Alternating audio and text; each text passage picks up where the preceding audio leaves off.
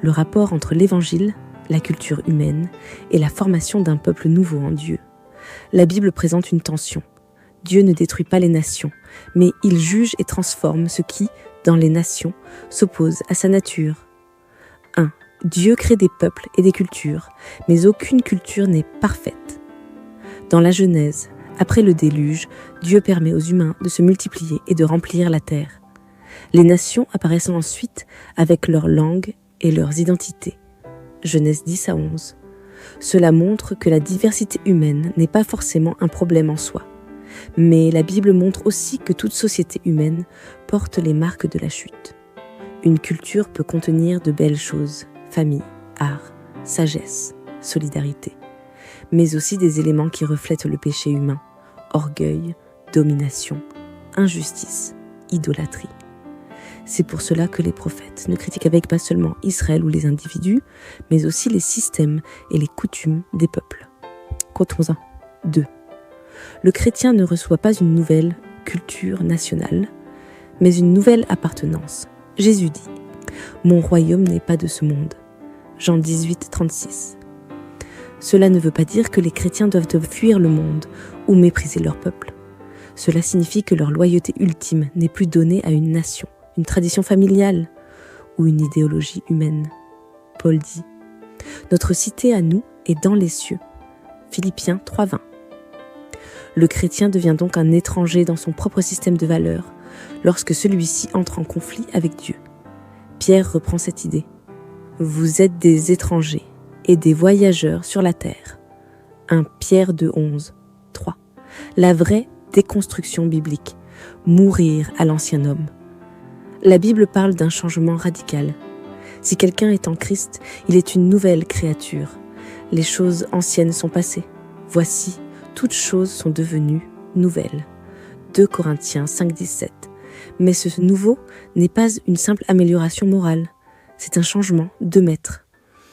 Avant, l'homme est formé par sa famille, sa société, ses désirs, ses traditions, ses blessures, ses idéologies.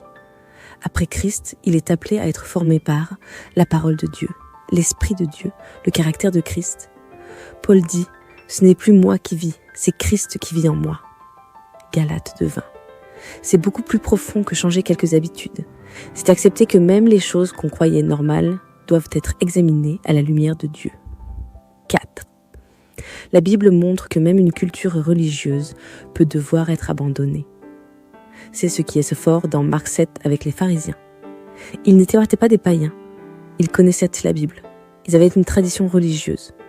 Pourtant, Jésus leur dit « Vous abandonnez le commandement de Dieu et vous observez la tradition des hommes. » Marc 7, 8. Le danger n'est donc pas seulement une mauvaise culture. Le danger peut être une culture qui se croit tellement proche de Dieu qu'elle ne se laisse plus corriger par Dieu. 5. Mais l'Évangile ne crée pas une culture uniforme. Dans Apocalypse 7, 9, Jean voit une grande foule que personne ne pouvait compter, de toute nation, de toute tribu, de tout peuple et de toute langue. Remarque, Dieu ne dit pas une foule où toutes les différences ont disparu.